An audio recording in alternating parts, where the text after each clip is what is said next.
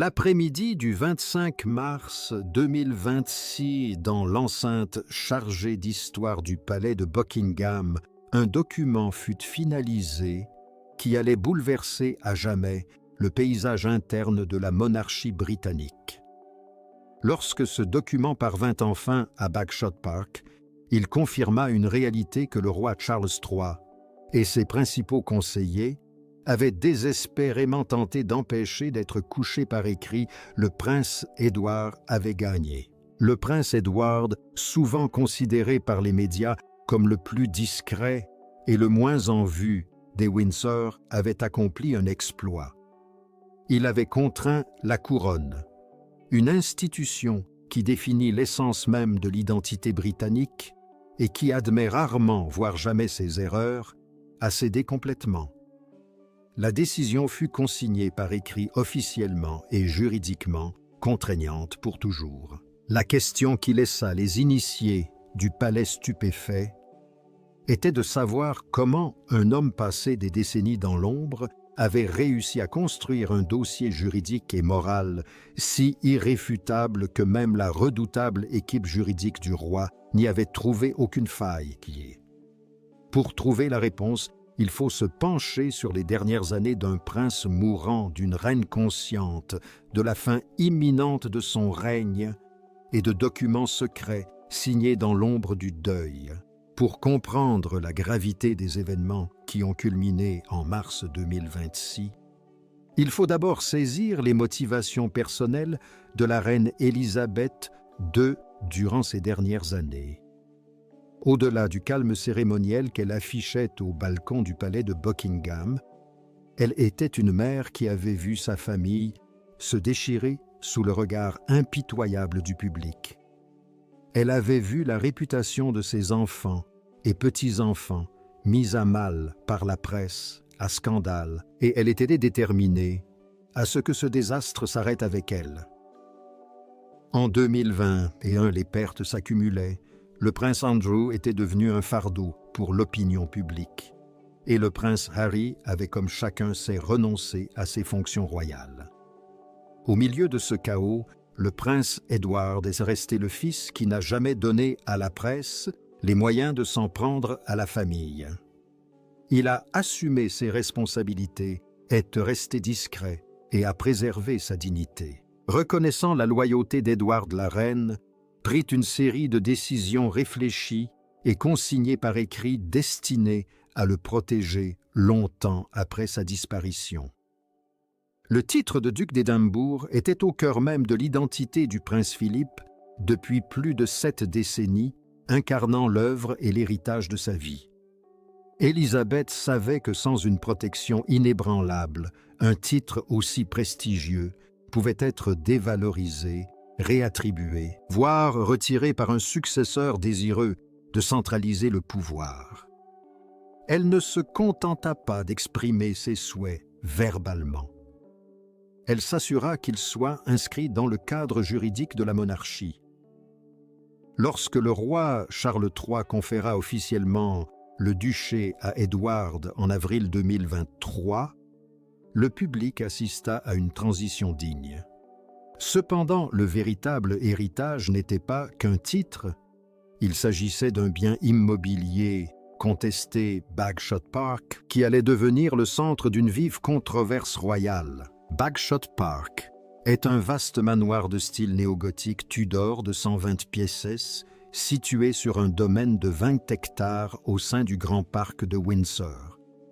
Aujourd'hui, c'est un joyau architectural et la résidence officielle du duché d'Édimbourg, mais en mars 1998, il était à l'abandon. Avant l'arrivée d'Édouard VII, le bâtiment servait de résidence aux aumôniers militaires et avait été laissé à l'abandon, au point que le Crown Estate envisageait de le transformer en hôtel ou en centre de conférence. L'institution estimait si peu la propriété qu'elle était prête à la céder à quiconque payerait le loyer.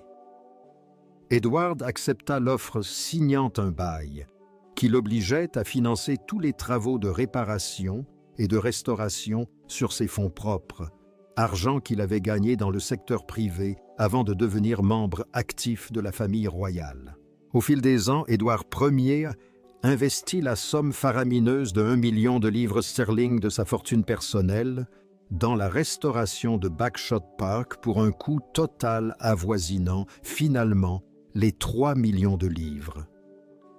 Il a assumé une charge financière que la monarchie n'était pas tenue de prendre en charge, et une fois les travaux terminés, son loyer a été réévalué à 0 livres sterling par an, une valeur marchande confirmée par la Cour des comptes. Alors qu'Edward payait le prix du marché et finançait lui-même son entretien, son frère, le prince Andrew, vivait à Royal Lodge dans des conditions bien plus avantageuses et opaques. Le respect scrupuleux des règles par Edward lui conférait une supériorité morale qu'il allait exploiter par la suite avec des conséquences désastreuses. En 2007, il alla encore plus loin en déboursant 5 millions de livres sterling pour prolonger son bail à 150 ans, s'assurant ainsi la propriété pour sa famille pour les générations à venir. En 2026, le domaine de Bagshot Park était estimé à environ 30 millions de livres sterling et devint une cible prioritaire du programme de modernisation impulsé par le roi Charles III. La vision royale d'une monarchie allégée impliquait une gestion financière plus rigoureuse et une centralisation du contrôle des propriétés royales. Dans ce cadre, les baux royaux furent réexaminés et des pressions discrètes furent exercées sur les membres de la famille pour qu'ils cèdent le contrôle des actifs les plus précieux. Cependant, les fonctionnaires du palais qui visaient Edward se heurtèrent à un homme qui préparait cette confrontation depuis près de 30 ans. Ils découvrirent également une lettre d'intention rédigée par la reine Élisabeth II durant ces derniers mois et signée par le prince Philippe mourant.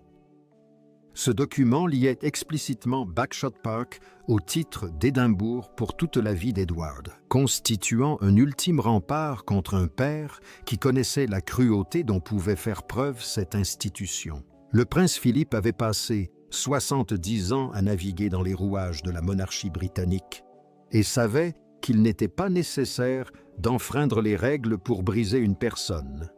Il suffisait de fragiliser sa position. Déterminé à ce que son plus jeune fils ne soit pas marginalisé, il signa la lettre afin de garantir l'inviolabilité de la maison d'Edward. Ce dernier avait conservé le bail original, tous les justificatifs financiers de ses réparations et l'intégralité de ses paiements.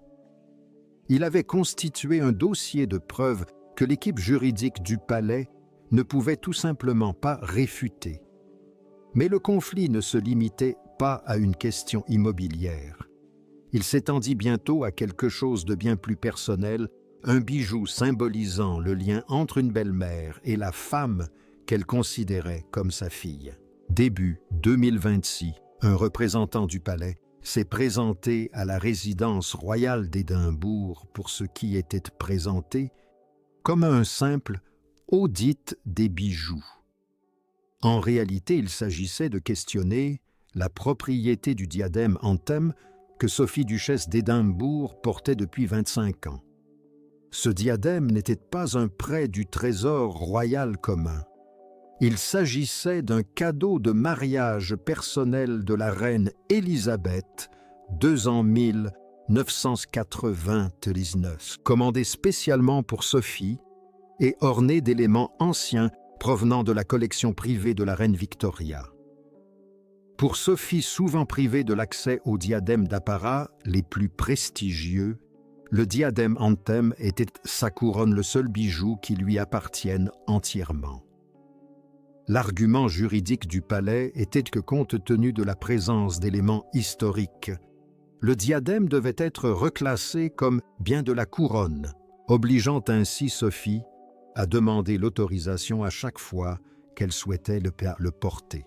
Le raisonnement juridique du palais était dangereux, car il laissait entendre que tout cadeau offert par un monarque durant un règne de 70 ans pouvait être rétroactivement requalifié en bien d'État. L'équipe juridique d'Édouard produisit immédiatement un acte de donation, signé par Élisabeth en 1999, qui classait explicitement le diadème comme cadeau de mariage privé. Édouard souligna également avoir personnellement financé une parure de perles assortie au diadème, arguant que ces pièces constituaient un ensemble artistique unique relevant de ses droits de conception.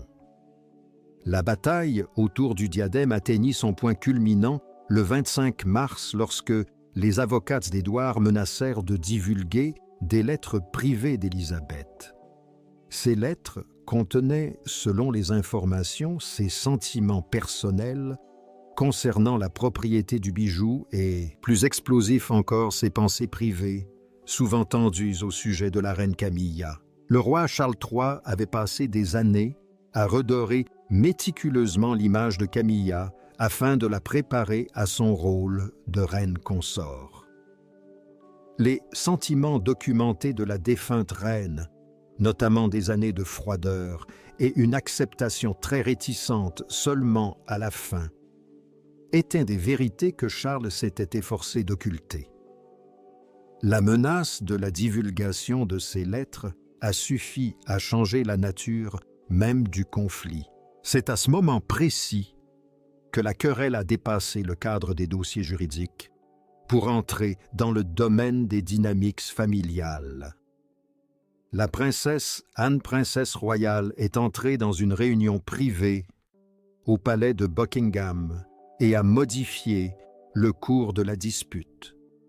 Bien qu'Anne et Sophie n'aient pas toujours été proches, la disparition du prince Philippe en 2021 les avait rapprochées toutes deux, s'étant mobilisées pour soutenir la reine vieillissante. Lors de la réunion avec son frère, le roi, la princesse, Anne n'a pas joué le rôle de médiatrice, mais celui de défenseur de l'héritage de sa mère. Après avoir examiné les dossiers d'Édouard, elle était convaincue que les pressions institutionnelles exercées sur lui étaient moralement et juridiquement injustes. Elle s'en est prise directement au fondement de l'autorité royale, affirmant que si la signature de leur mère sur un bail ou un acte de donation n'était pas respectée, alors la signature de Charles n'aurait aucune valeur pour les générations futures. Elle a soutenu que le pouvoir d'un roi repose entièrement sur la confiance que sa parole sera tenue et qu'en rompant ce lien de crédibilité, il ne faisait qu'affaiblir sa propre position. Anne a clairement indiqué qu'elle considérait les contestations visant la maison royale et le diadème comme un seul et même combat, une trahison des volontés spécifiques et écrites d'Élisabeth. Anne alla plus loin, menaçant de superviser un audit public complet des dépenses et du personnel de la maison royale, si la pression sur Édouard persistait. En tant que membre de la famille royale, ayant fait preuve d'une transparence et d'une rigueur financière exemplaires, la menace d'Anne était lourde de conséquences. Elle évoqua également les pressions discrètes exercées sur les enfants d'Edward James et Louise pour qu'ils renoncent à leurs titres royaux. Anne, qui avait choisi une vie privée pour ses propres enfants, était indignée que des pressions institutionnelles soient exercées sur sa nièce et son neveu. Lorsqu'elle quitta la pièce, Charles se trouvait face à un choix impossible: continuer à soutenir la centralisation du pouvoir au risque de perdre toute crédibilité ou accepter que les décisions de sa mère échappaient à son contrôle. L'équipe juridique du roi finit par rendre sa conclusion définitive: la position du prince Édouard était inébranlable.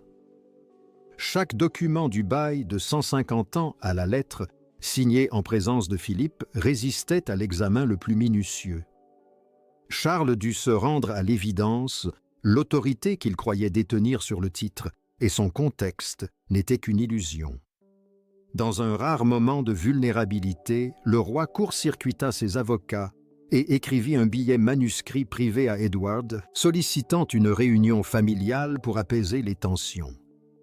La réponse d'Edward, d'une formalité glaçante, refusa toute rencontre sans la présence de toute son équipe juridique. Cette réaction indiqua clairement au palais que la situation avait dépassé le stade d'une simple réconciliation familiale. Édouard n'était plus le cadet. Il était devenu un homme défendant sa famille avec toute la rigueur de la loi. Alors que la bataille juridique touchait à sa fin le palais, se divisait de plus en plus. Des membres du personnel ayant travaillé avec Édouard et Sophie pendant des décennies commencèrent à leur apporter un soutien discret, et le ressentiment envers le bureau de la reine se répandit dans les couloirs de Buckingham Palace. L'institution, qui s'enorgueillissait d'un contrôle total, perdait son emprise sur ses propres affaires internes. De plus, la dimension publique de ce conflit laissait présager un désastre. À une époque où les Britanniques étaient aux prises, avec le coût de la vie, l'image d'un roi tentant de récupérer une résidence que son frère avait personnellement financée et restaurée aurait été catastrophique pour la réputation de la monarchie. Le roi comprit que la survie de la couronne dépendait de sa capacité à sonder l'opinion publique, et cette dernière ne lui serait pas favorable. Tard dans la soirée du 25 mars 2026, la reddition fut officialisée. Une note formelle fut envoyée à Sophie duchesse d'Édimbourg, confirmant que le diadème Anthem resterait sous son contrôle privé exclusif.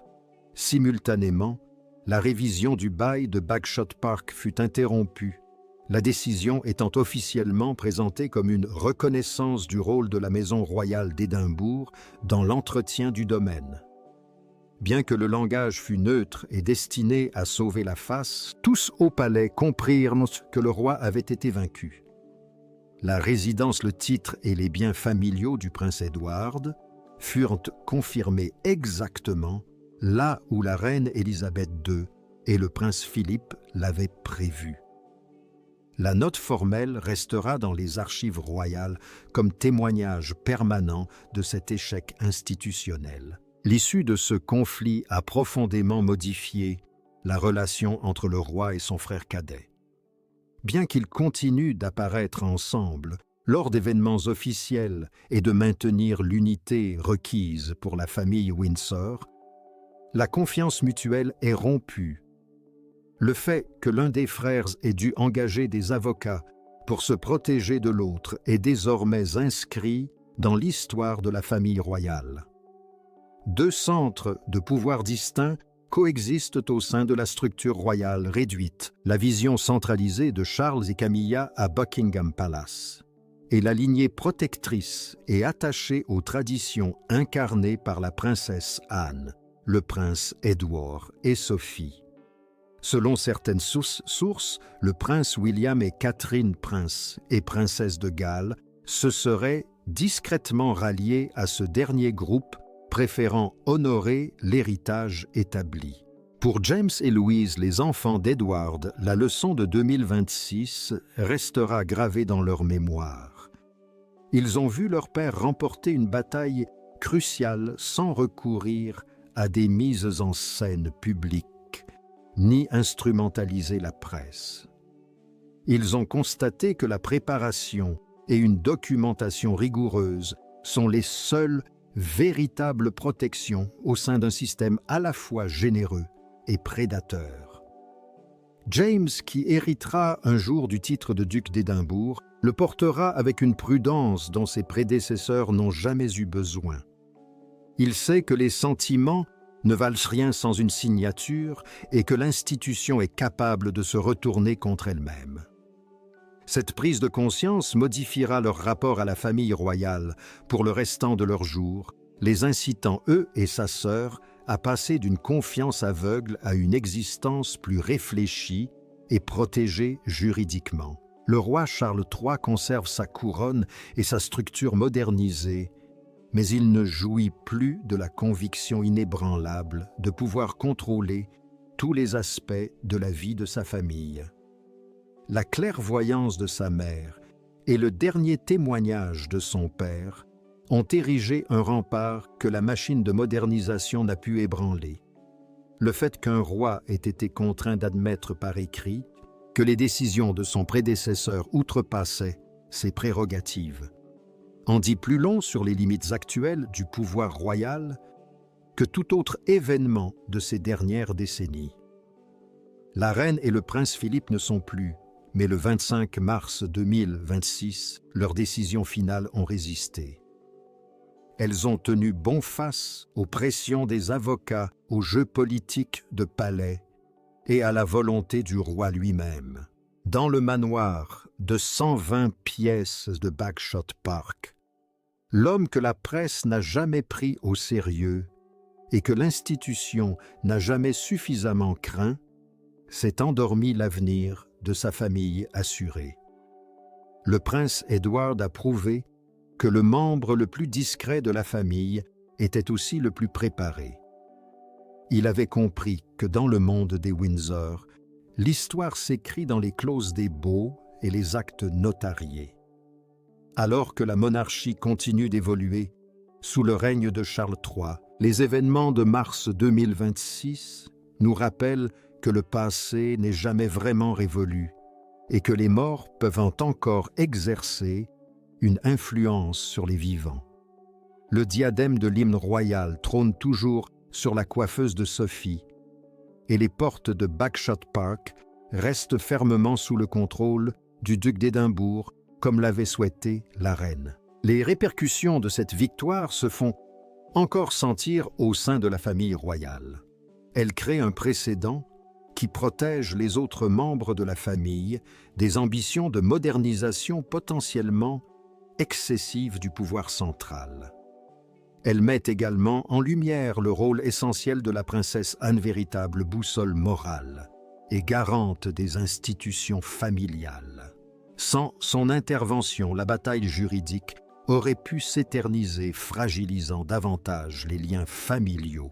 Sa volonté de s'opposer au roi démontre que la famille royale n'est pas un bloc monolithique, mais un ensemble d'individus aux visions d'avenir parfois divergentes. La survie de la monarchie repose sans doute sur ces mécanismes de contrôle interne qui empêchent quiconque d'exercer un contrôle absolu sur l'histoire et la vie privée de la famille. Alors que l'histoire des Windsor se poursuit, la reddition du 25 mars restera gravée dans les mémoires comme le moment où le prince Édouard, d'ordinaire discret, a trouvé sa voie et où l'institution a atteint ses limites. Elle témoigne de la force durable de la planification méticuleuse de la reine Élisabeth II et de sa profonde compréhension de la famille royale qu'elle a dirigée pendant 70 ans. Elle savait que le seul moyen d'assurer la sécurité de son plus jeune fils était de la soustraire à l'influence des caprices royaux. Finalement, les documents ont tenu bon. Des signatures du passé se sont révélées plus fortes que les pressions du présent. Pour le prince Édouard, cette victoire est discrète, à l'image de sa vie. Pour la monarchie, c'est une leçon d'humilité et un rappel que même un roi se doit de respecter les promesses faites par ceux qui l'ont précédé. En définitive, la monarchie britannique demeure une institution fondée sur un équilibre subtil entre le droit, la tradition et les relations personnelles. Lorsque cet équilibre est rompu, les conséquences se font sentir pendant des générations. La bataille autour de Bagshot Park et du diadème de l'hymne national a mis cet équilibre à l'épreuve et son dénouement a offert un rare moment de clarté dans le monde souvent opaque de la politique royale. Elle a démontré que les règles s'appliquent à tous, même au roi, et que l'héritage d'un monarque se définit non seulement par ses actes, mais aussi par les promesses qu'il tient. Alors que le duc et la duchesse d'Édimbourg poursuivent leur mission, ils le font avec une sérénité nouvelle, sachant que leur place au sein de la famille est protégée par l'histoire même qu'ils servent. L'histoire des Windsor est loin d'être terminée, mais les règles du jeu ont été définitivement redéfinies. Le public ne connaîtra probablement jamais toute l'ampleur des tensions qui ont régné au palais durant ces semaines de mars. Il verra les sourires et les cérémonies, mais pas les dossiers de correspondance juridique, ni les notes manuscrites d'un roi frustré. Cependant, pour ceux qui suivent œil de près la dynamique de la famille royale, le changement est indéniable. Le prince discret n'est plus une figure à ignorer et l'autorité du bureau central n'est plus absolue. Les événements du 25 mars 2026 ont forgé une structure familiale plus résiliente et juridiquement protégée qui honore le passé tout en relevant les défis de l'avenir. Finalement, les documents signés dans l'ombre du deuil sont devenus la lumière qui a guidé la famille à travers sa crise interne la plus douloureuse, assurant ainsi la pérennité de l'héritage de la reine et du prince Philippe dans les foyers et les cœurs de leurs enfants. Alors que le soleil décline sur le paysage du Surrey et que les ombres s'allongent sur les pelouses de Bagshot Park, le manoir se dresse comme un symbole de persévérance. C'est une demeure bâtie sur les ruines du passé, restaurée grâce au dévouement d'un fils qui croyait en la valeur de son héritage. C'est un lieu où le tumulte du monde et les intrigues de la cour sont tenus à distance par la solidité d'un bail de 150 ans et le souvenir de la bénédiction maternelle. Le prince Edward, duc d'Édimbourg, a veillé à ce que l'histoire de sa famille se poursuive selon ses propres termes, à l'abri des interférences des politiques de modernisation et des caprices de la monarchie. Le constat est clair. La victoire est incontestable et la couronne l'a enfin officialisée. Le prince d'une grande discrétion a tenu bon.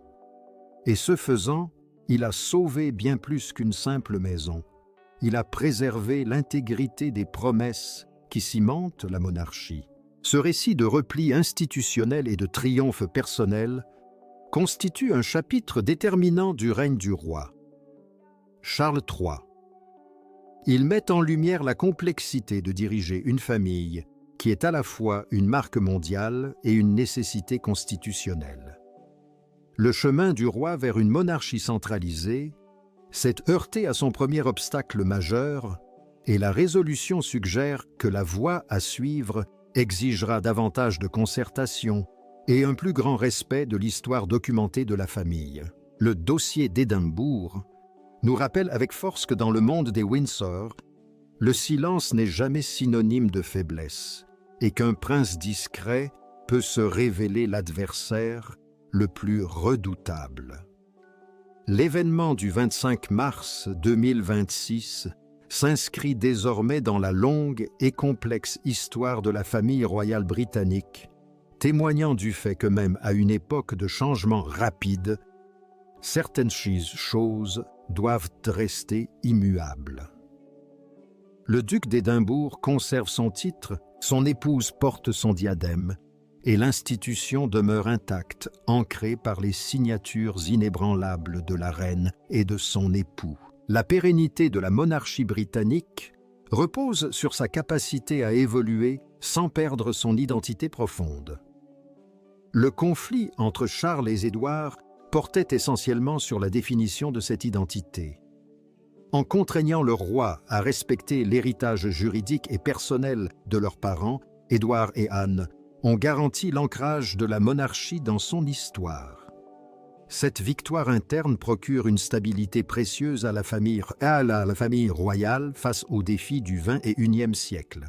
Elle assure la pérennité des promesses faites par la couronne et instaure un climat de confiance pour les générations futures.